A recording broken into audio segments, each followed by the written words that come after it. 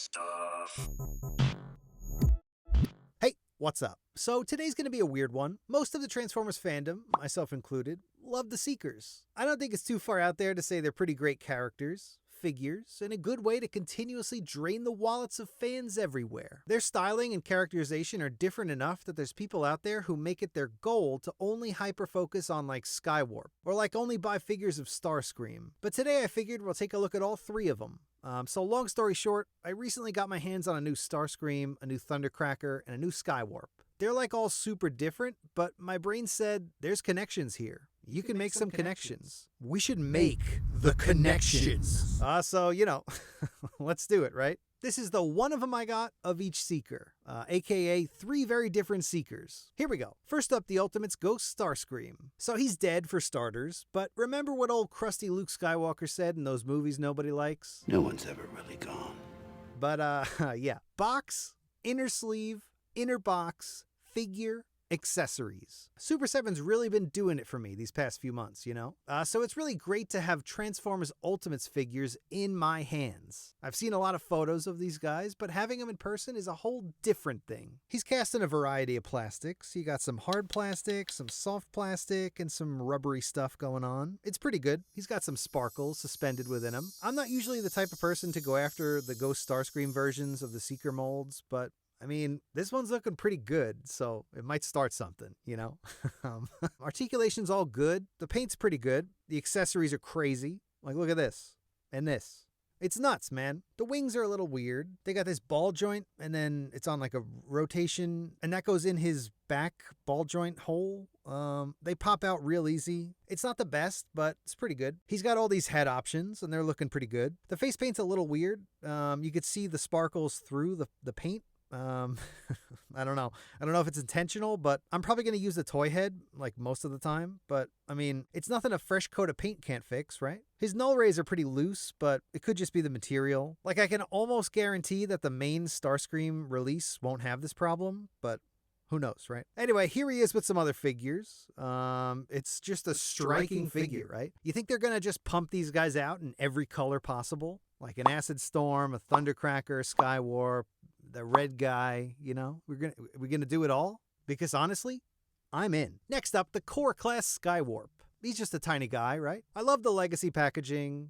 It's just beautiful. Bright colors, character portrait, renders on the back. It's classic stuff. Out of the box, and he's looking pretty good. It's the exact same figure as that Starscream version we got a few months back. But, purple, silver, and black, right? Oh, and he came with this thing, which is just a thing that we can combine with Iguanuses and Rodimus's included weapons. And it's this. I don't know. It's pretty weird, but I'm also kind of a huge sucker for build potential. And a power-up weapon is a pretty neat way to incentivize me to buy them all, so good job. But yeah, back to Skywarp. His articulation's pretty good. Jet mode's pretty good too. For around $10, I gotta say it's all pretty good. Here he is with some other figures, and here he is with Ghost Starscream. It's not bad, right? Next up, the Masterpiece Thundercracker version 2.0. Outer box, inner tray. I love that this is like an almost $300 figure, and it's got a straight up twine holding stuff together in the packaging. It's crazy. But yeah, before I opened him up, he was having a party in there.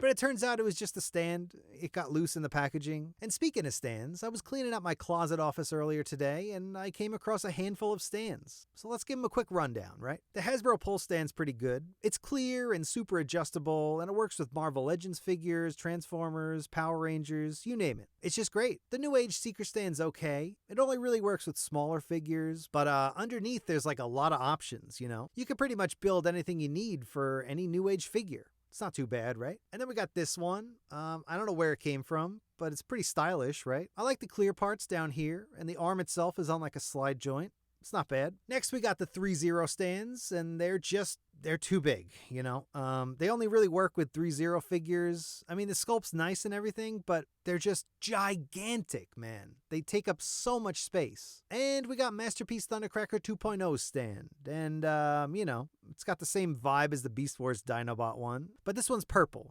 because Thundercracker's a Decepticon. Here they are all together. But anyway, back to Thundercracker.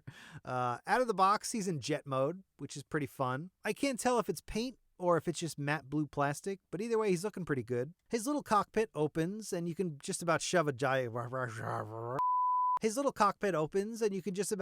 Diaclone figure in there, which is pretty neat. Someone's got to like that, right? Robot mode took me a few tries, but eventually I got it. And I know there's controversy about the cartoony style or the fact that he's 2.0 or whatever, but this is just a great looking figure, pretty much from every angle, The proportions are good. He poses nicely. He feels well made. But what's up with his hands, right? The thumbs are stuck in one position. These joints move, sure, but the base of the thumb just doesn't move in any direction. It's so weird. You could never have just a relaxed hand pose. He's always got to have fists or weird grabby hands. I don't know. The faux torso cockpit's looking pretty good. It's got a slight texture on the inside. It's looking great. The head can look entirely up for flying poses, and, it looks like this in non-flying poses.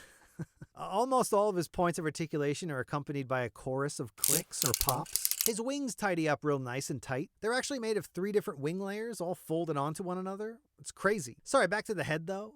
We've got these alternate faces, but I don't really think any of them look better than the one that's in there, so I'll just leave it, It's fine. His head carries on the time-honored tradition of having spring-out head vents, so that's pretty neat. Legs are great. Arms are great. Aside from the hands. His chest has some hidden missiles, and mine's kind of not assembled properly, It's a little crooked, and it's already showing signs of cracking on the inside, but it's fine. He's got a lot going on, I love the little flippy flaps he's got on his undies, so he can do some crazy judo moves or kneel down and pet a puppy. It's great. He came with all these accessories, and they'll be living in a bag forever because they just don't look great. I don't know.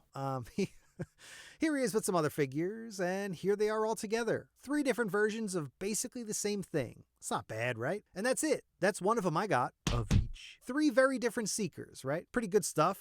Which one of the original Seekers are your favorite? Starscream, Thundercracker, or Skywarp? Let me know. But that's going to do it for now. Thanks for watching. Subscribe, leave a comment, Instagram, Twitter. You know what to do. All right. Bye.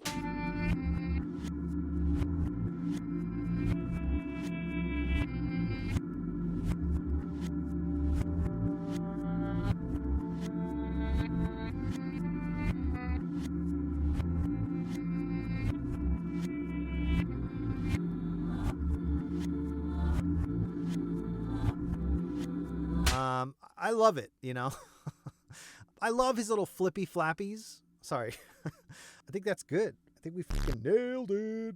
I'm so hot. This closet is so hot, bro. So hot. I'm dying. I'm dead. RIP.